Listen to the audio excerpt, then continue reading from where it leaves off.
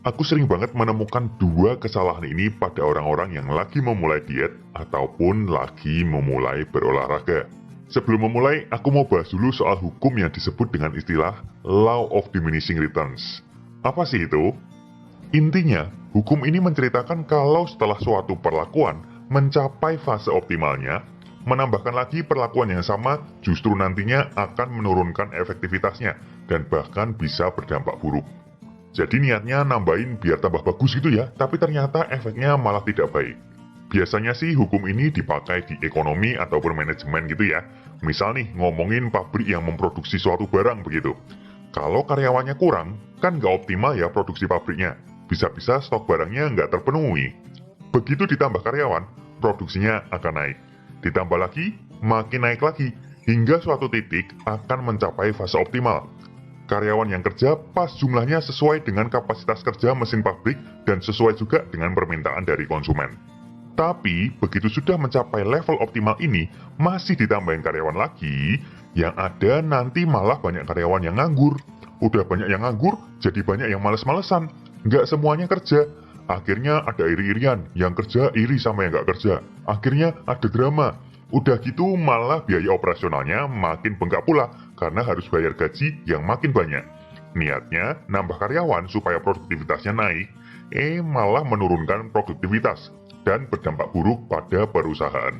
Nah sebenarnya hukum ini, Law of Diminishing Returns ini bisa nampak juga di dunia diet dan olahraga, terutama pada pemula dengan mental yang makin banyak, makin cepat, makin sering, makin baik.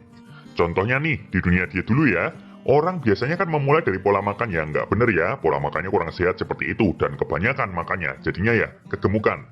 Terus mulai tobat nih, mulai atur makan pelan-pelan, mulai mengatur porsi. Akhirnya dia sebenarnya sudah mencapai defisit kalori yang optimal, tidak terlalu banyak, tidak terlalu sedikit. Tapi karena merasa ingin lebih cepat lagi turun berat badannya, nggak sabar gitu ya turun pelan-pelan, makin dipotong lagi makanannya. Akhirnya pelan-pelan mulai agak loyo. Dan kalau masih nekat ditambah lagi, ending-endingnya bisa-bisa sakit-sakitan karena kekurangan asupan energi dan juga kekurangan gizi. Itu tadi di dunia diet, sekarang masuk ke dunia workout nih. Biasanya sih orang memulai dari gaya hidup yang jarang gerak gitu ya, mager. Mulai deh setelah itu niat aktif, jalan-jalan ringan gitu misalnya. Terus makin lama makin rajin workout, makin optimal. Karena mentalnya lebih sering, lebih baik, lebih banyak, lebih cepat, biar olahraganya makin banyak bakar kalori, jadi makin cepat kurus gitu ya. Olahraganya dihajar terus sampai berjam-jam. Pelan-pelan nggak terasa kok, tubuh makin capek ya, makin nggak kuat ya. Udah gitu, karena merasa makin sering, hasilnya makin bagus, dia no rest day.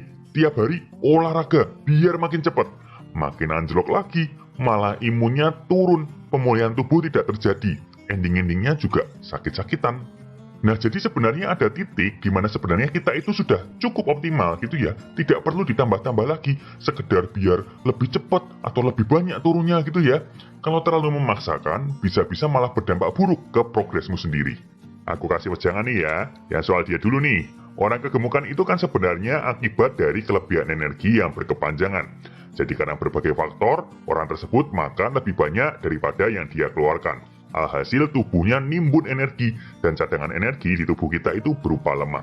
Sekali lagi ingat, masalahnya kelebihan energi. Tapi masalah gizi itu bukan sekedar kelebihan gizi aja. Ada masalah gizi yang merupakan bentuk dari kekurangan energi dan juga kekurangan zat gizi mikro.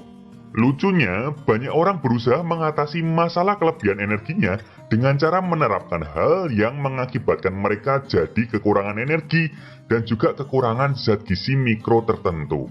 Ini namanya menyelesaikan masalah dengan masalah. Solusinya harusnya apa dong?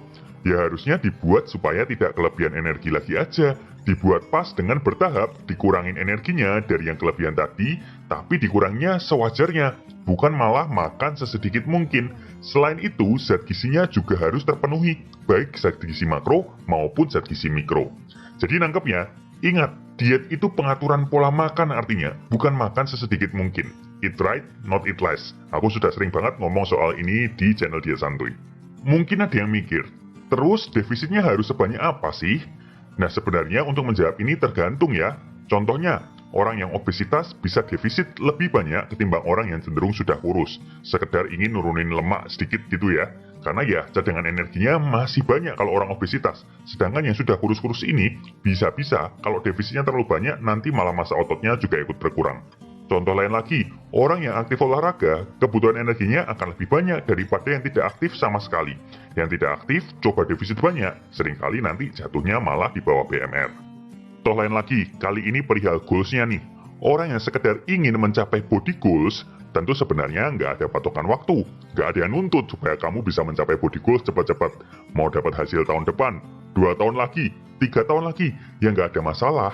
Tapi kalau yang satu lagi nih, misal ada cowok, terus 4 bulan lagi dia mau ikut tes Polri, dan sampai saat ini berat badannya masih kelebihan, ya harus cepat-cepat, dalam waktu 4 bulan sudah ujian, ada tuntutan waktunya, jadi ya beda pengaturannya.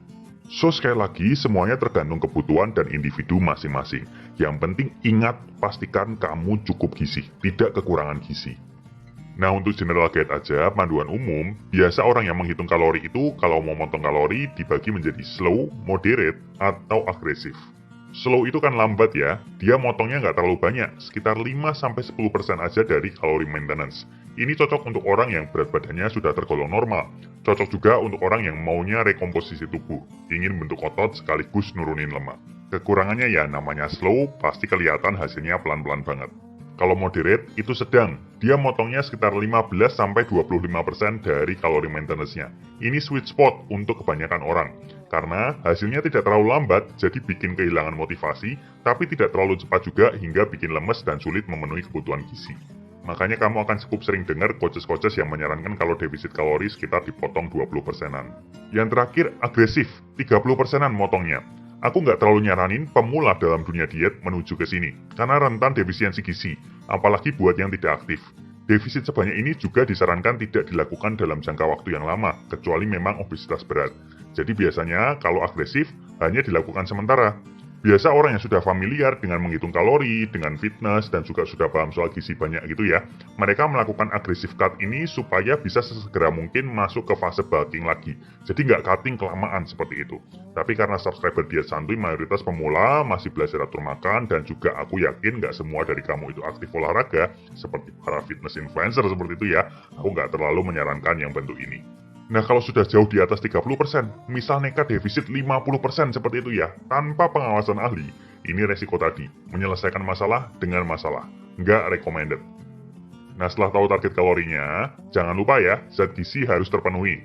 Tips sederhananya, kamu bisa pastikan dari kalori targetmu tersebut, terapkan 4 hal ini. Yang pertama, pastikan kamu memasukkan kurang lebih 1,5 gram protein per kilogram berat badan. Yang kedua, masukkan juga beberapa sumber lemak tidak jenuh ke dalamnya.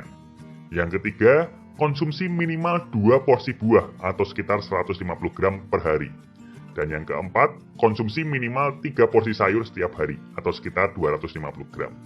Dari 4 hal ini, harapannya kebutuhan zat gizi makro dan mikro kamu yang penting-penting itu terpenuhi. Meskipun aku cukup mengeneralisir seperti itu ya, tapi ini sudah jauh lebih baik daripada kamu cuma mengejar kalori aja tapi tidak memperhatikan kandungan gizi di dalamnya. Jadi yang merasa masih salah ya pola makannya ya, dibenerin ya. Ingat, cukup energi dan cukup gizi.